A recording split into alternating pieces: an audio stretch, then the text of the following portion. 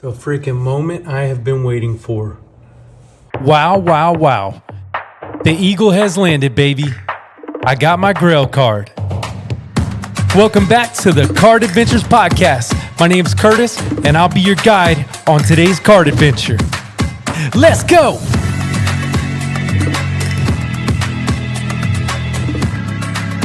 Welcome back to episode 2 of the Card Adventures Podcast.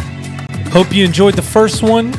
Buckle up for the second one, baby. Here we go. Every Tuesday and Thursday, the Card Adventures Podcast is here, and I'm on Instagram, YouTube at Card Adventures Podcast, formerly 90s Kid Card Collector. Yep, it's me. Now it's Card Adventures Podcast, and I'm glad to be rocking with you. Today, we're going to pick up where we left off last week, which was with a question that I said there's no way I could answer this quickly. I'm going to have to do an entire episode about this. So the entire episode's not really answering one question. That would kind of be boring, but it's definitely based around the question that we ended with last week, and that was this from the JV Cardboard Collective. What was the most satisfying card chase that you eventually obtained?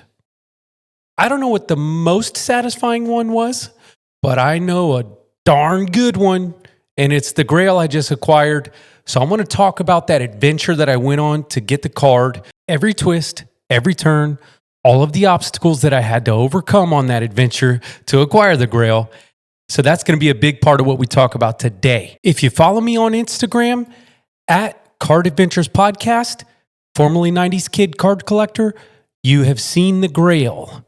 The Grail I talked about for several weeks finally came in all her glory, and I want to talk about that card today. But before we do, if you don't follow on Insta or YouTube, fix it. At Card Adventures Podcast, follow, like, subscribe, all the things. Tell somebody you're enjoying going on card adventures with Curtis if you're enjoying this show. I really appreciate the support. Let's jump into the card. Wait a second. Are you ready? Buckle up for Kobe Bryant, because here comes the 2006 Topps Chrome Kobe Bryant Gold Refractor. Bling, blow, boom. Holy smokes. If you're not watching by video, you just have to kind of close your eyes and imagine this beautiful gold border Topps Chrome Refractor. Kobe Bryant going for the fadeaway. Nothing but net, I'm sure. First year in the number 24 Lakers jersey. Man, this card does not disappoint, y'all. I can't tell you how much I love it. I want to tell you now, though, some of the details about the adventure that I went on to acquire this card.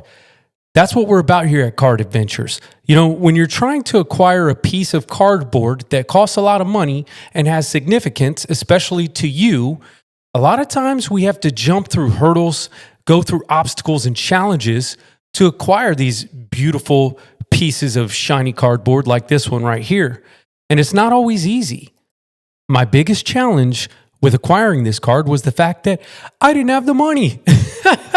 Imagine that. You're going after a 5-figure card and you don't have the cash. Well, when you're going after cards that mean a lot, sometimes you got to give up cards to get those cards. If you don't have the cash, I had to have this card. So I had to jump through a lot of obstacles to get it. Let me tell you how this card adventure started. I follow an amazing guy on Instagram named Sierra. His handle is California Card Collector. Many of you probably know him. He's kind of an OG in this space. He helped me get started on Instagram, actually, and he knows how, and thank you. But here's the thing. I saw him with the card. I was blown away by the card. I wanted one of them. He says, hey man, there's one at Fanatics. I go and look at it, start looking at comps, start thinking about what I'm going to have to pay for it. Then I realize I have a big problem. I do not have enough money for this card. So what do? Called up my buddy Kai, the card guru. He helps me acquire cards when I don't have enough cash. He has a trade program called Leverage. And Kai is the real deal. He had me come up with a price that I was willing to pay for the card, and he went after it for me for the agreed upon price. We won the auction. I was super excited. The next morning I got up and I sent Sierra a message saying, "Good morning, twin." He messaged me back like, nah, man, get the hell out of here. I'm like, yep, I got it. So I got the card, but that was just the beginning of winning the auction. There was still a lot of hurdles to jump through to get the card in my actual possession, including figuring out what cards I was going to let go of in order to pay the price that I was committed to, because Kai got the card for me and I had to pay him back. So now starts this adventure of going through my cards where I had already hit a wall getting rid of cards. I got rid of a lot of cards this year to help pay for Mike Evans Gold Prisms as I'm trying to complete the Mike Evans Gold Prism run. Talk more about that some other time. But I'd hit a wall because I'd gotten rid of all the cards I felt like I could let go of. So I really had to have some serious talks with myself. I really had to take a deep look into the collection and say, okay, man, you have to let some stuff go now. It's not a choice. You have to pay this bill and you got to let the cards go, man. So going through that process when it wasn't an option was a totally different experience for me. But this card right here was worth the sacrifice. It was worth the painstaking process that I went through getting rid of cards that I really didn't want to get rid of, because there was one that was a little more important. Well, a lot more important in this case. This one, I don't know if I'll ever have another chance to get had I not got it. It'll probably sell again. It's numbered to 50. I'm sure it will sell again, but I didn't want to leave it to chance. I didn't want to wait. I knew that I could make it happen with Kai through his leverage program and just make the sacrifice, get it over with. And that's what I did. And I learned a lot more about myself as I gave up the cards that I never thought I could let go of. It was painful, but I did it. I sold some stuff myself, and then I gave Kai cash and cards. So we did partial card cash payment. And it was worth it. It was hard. It was difficult, but I don't regret it. It was amazing. And again, I get to have this card now. But let me tell you something. I had to wait and wait and wait and wait. For some reason, it was held up at Fanatics for a few weeks. And then Kai got it out and had it sent to his Ship My Cards account. That took a little bit. And then he had it released over to me. And then we had it FedExed overnight. And then I had the best mail day ever. And I got my Grail. But it was a waiting process. There was a lot of sacrifice involved. And I want to tell you this right now. The card adventure I started 7 years ago didn't start with Grails like this. It started with humble beginnings. And so I want to talk today not just about my Grail card for this whole episode. That would be kind of boring. I want to talk to you about where you're at on your card adventure. And I want you to hear the story of where I started and the first card that I got when I got back in the hobby and all that, because it's important for you to know that this stuff doesn't happen overnight. And I don't want you to get discouraged. I don't want you to feel like, oh man, I can't have that card, so I'm not good enough. No, man. Let me tell you this. I appreciate when people give me compliments on my collection. And a lot of times people will say something to the effect of, man, I'm so jealous, or I envy you. Now, I do know that it's a compliment. I know where they're coming from. But I want to say this. Don't envy me. Don't envy anybody, because it's not about that. It's not about who has the most Kobe's or the most Jordans or the most Shohei's or the most Wemby Cooper flag autos. It's about your collection and your card adventure, because that's what matters. Don't try to compare yourself to other people, and don't compare your collection to other collections in the wrong spirit. It's not bad to be inspired, like I was inspired by Sierra, California card collector, but don't look at someone's collection and think less of yourself, okay? Now let me show you where I started when I got back in 2018. A little bit of history on me. I'm not going to go all the way on this episode, but I started collecting in the early 90s. I got out in the early 2000s. I got back in 2013. I got back out in 2015. I got back in 2018, and it started with this card right here. The Kobe Bryant 1996-97 Bowman's Best Picks Refractor. I love this card. I got it in a BGS 8.5. This is not the exact copy, but this is what I got. And it was driven by nostalgia. I was going through a period of time where I was thinking about a lot of things that made me happy when I was a kid, getting back into retro sneakers, retro games, and a lot of my happy nostalgic memories are based around 90s basketball cards. So when I started thinking about that, I started thinking about this card, and I was like, man, I wonder how much that card costs today. I wonder where I could find one. So I went on eBay. I saw there was an auction. I started watching the auction. And as the auction was ending, we were driving to Disney. And I remember watching the auction in the car and coming up with a number in my head, which was around $120. And I said, you know what? If I can get this card for $120, I'm going to do it. And guess what? I won the auction. I got the card for like $120. It's probably 10x that today. But this was the card that got me back into collecting in 2018. So as you can see, I didn't start with a big Grail card. That was the only card I had at the time, and that was all I could afford at the time. But I liked the card, and I wanted the card, and I could afford the card. Those are three very important things that I want you to always remember when you're going after a card. Do you like the card? Do you want the card? Can you afford the card? You got to be able to answer those questions for yourself, man, because the hard-earned money that you spend in this hobby, that we spend in this hobby, is no joke. It's no joke. It's not a cheap hobby. And if you're not careful, you can overextend yourself and you can burn yourself out. If you're spending money that you don't have on cards that you don't like, you're going to be done quick, man. That's not what we're about at Card Adventures. We're about going after the cards that we like, that we can afford, that keep us happy, and that's what we're doing here. But this is the card I got when I got back in, and eventually I upgraded to the Atomic Refractor that I found at a card show. I no longer own either of the cards. In fact, I had to let them go in the process of acquiring the Kobe 06 Topps Chrome Gold Refractor. So that Atomic was one that I had to sacrifice.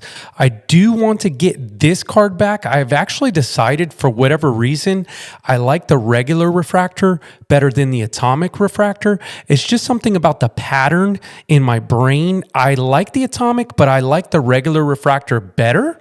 And I would like to get this one back in a PSA 8 with some nice color.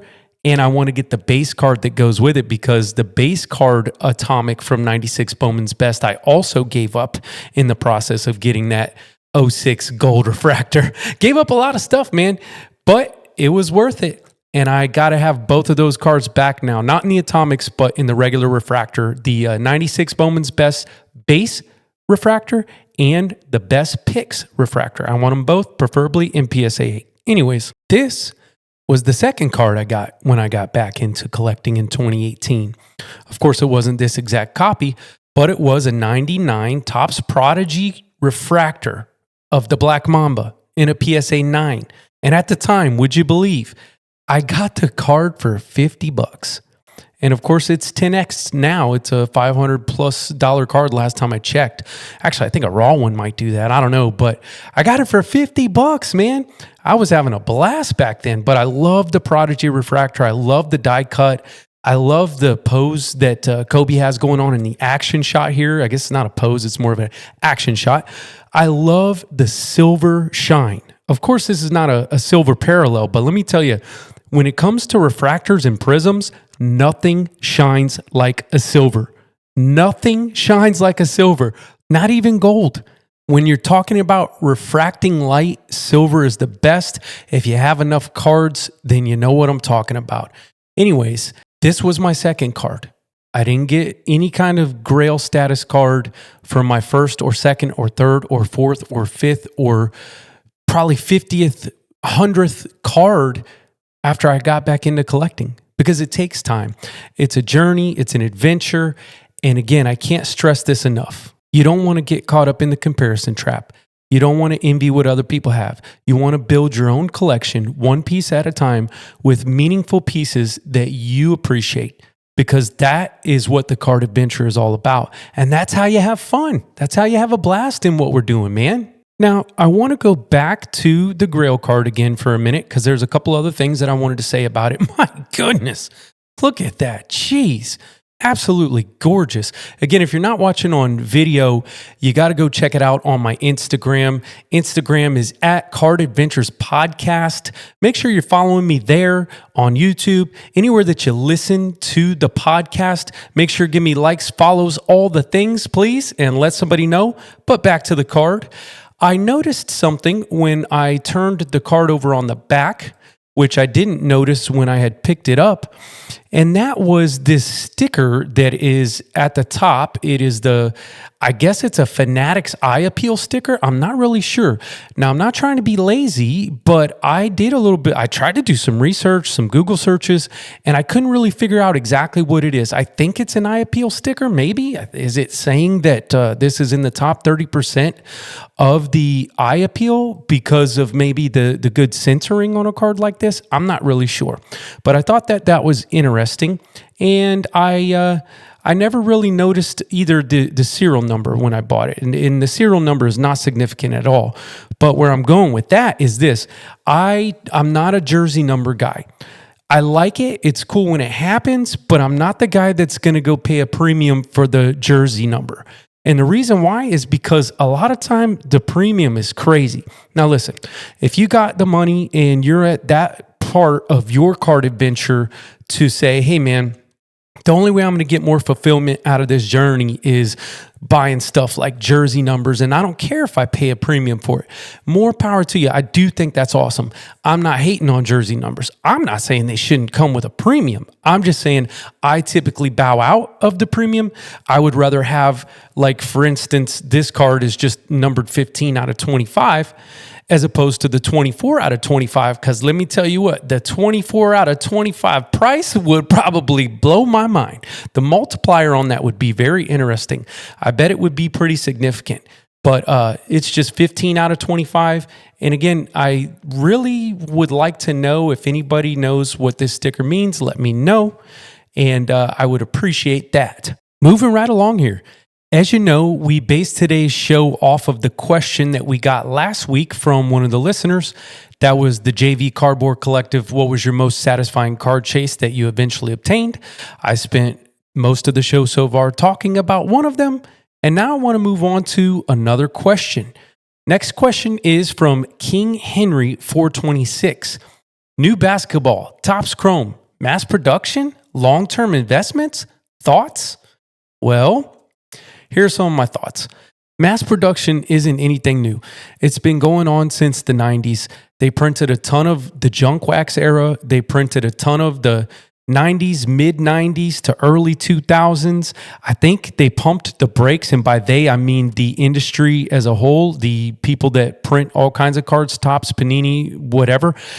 I think they pumped the brakes a little bit from like 2005 to 2015. I don't think there was as much stuff being printed during that time period. I'm sure there's some data to back that up. I'm just going off of my experience.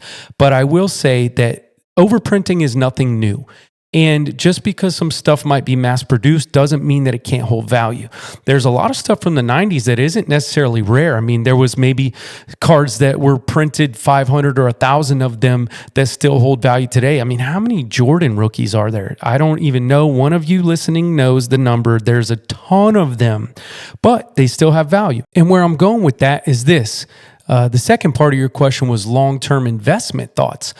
And even if there is a lot of it produced, and even if there's a ton of it, doesn't mean that it can't hold value, especially if it's numbered, especially if it's the right players, the right parallels, the things that matter and stand the test of time. As far as the product goes itself, I actually think it's great. I'm personally not buying it because there's nobody in the set that I want to chase. So if I pulled a card of XYZ player, it wouldn't really matter to me because that's not who I collect. But I do think it's a great product. I actually think that some of the inserts look great. And it got a step up since they got the license. Maybe that's just my brain perceiving it that way, but I really do believe that it looks pretty damn good. And I would buy it if I was trying to find one of my players in there. Too bad Luka's not in there. I might try to go after some Luka again, huh? Next question. What is one piece of advice you'd give someone who is just entering the hobby? This was asked by J per VC. I will tell you this. If you're just getting into the hobby, do what makes you happy. Find a player that you like, a guy that you have cheered for, has given you memories, your hometown hero, your favorite team, and go and get their cards. That's the way you're going to have the most fun in this hobby, is go after the players that you like and not necessarily the ones that everybody else likes or tells you to like. Get the cards that you desire to have. That's what Card Adventures is all about. You're going to have a lot more fun when you do it that way. And the next question is this from Coach Jay. What up, Coach Jay? What led you to start a podcast? First of all, I want you to know that I was also a coach for about 10 years of boys basketball because my son played for a long time and I coached much of his teams. I want to tell you this is why I started the podcast, because I'm truly passionate about sports cards. I feel like I have a lot to say, a lot to share. I'm very creative. If you have followed me on Instagram, you know that I do a lot with visuals, presenting my cards with pictures, videos, things in such a way that I would consider as excellent, but it's an expression of my passion. And I wanted more ways to express my passion. So what did I do? Started a podcast called the Card Adventure Podcast. That's why, my man. I appreciate the question. Let's go ahead and take another one. Deep Freezers Cold Cards. Wow, that's a pretty dope name. Deep Freezers Cold Cards. What things are absolute no-goes for you when it comes to buying for your PC? I think I only have a couple of no-goes, but I got a lot of goes. I'll start with the no-goes. The no-goes for me would be sticker autos. I can't stand sticker autos. Unfortunately, I have a couple in my collection because if you want a Mike Evans 2014 Prism Rookie Auto or a Mike Evans 2014 Select Rookie Auto, it comes with sticker only, baby. So I have a couple of them, but I don't like them. The other thing that is a no-go for me is this whole patch that is not associated with any event or player or anything like that. Basically a screw you patch. I don't like them. I won't buy them. I will tell you this, a lot of you out there don't like the player worn stuff because you come from an era where we actually got game worn stuff. Like the dude was actually playing the game and sweating it and bled in it and won or lost a game in it. There's pain in it. There's passion and the game worn stuff you just can't beat. But Mike Evans has no game-worn stuff. It's all only player-worn. So I do settle for player-worn stuff from my guy, and I will not buy the stuff that's not associated with any player or event. I think it's trash. So those are my no-goes. But most importantly, not just the no-goes. I think no-goes are good because you know where to draw the line, and I probably have a few more, right? But not just the no-goes. What are the goes? What makes me go? I'll tell you what makes me go. What makes me go for a card is when it's my favorite player, when it's a parallel that I like, when it's a card that I need to complete a run that I'm on. I like gold. Gold is a go for this guy right here. I like Kobe Bryant. I like Mike Evans. I like Tom Brady, but only if he's in a Buccaneers uniform. If he's in a Pats uniform, it's a no-go for me because I'm a Tampa Bay Buccaneers fan. Last question. Kayfabe cards. What made you start grading cards? I know everyone will ask. Well, you're right. Everyone has been asking me. Again, I used to go by 90s Kid Card Collector on Instagram. I am now Card Adventures Podcast on Instagram. It's me. It's Curtis. And if you know me or have followed me for very long, you know that I was always a raw card guy. So that's why he's asking this. Why did somebody who collected raw cards for 7 years to the point where he would buy slabs, crack them just to keep them raw? You don't understand.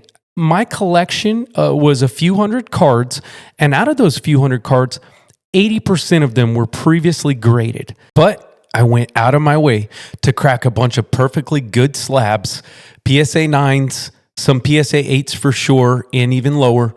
But I also cracked a handful of 10s over my card adventure of 7 years of going raw. And I have to save that for another episode because I do have an entire experience that I want to share with you. Man, I'm having a blast over here. I hope you are too. Every Tuesday, every Thursday, the Card Adventures podcast. Really appreciate you joining us. Let somebody know that we're having fun over here at Card Adventures.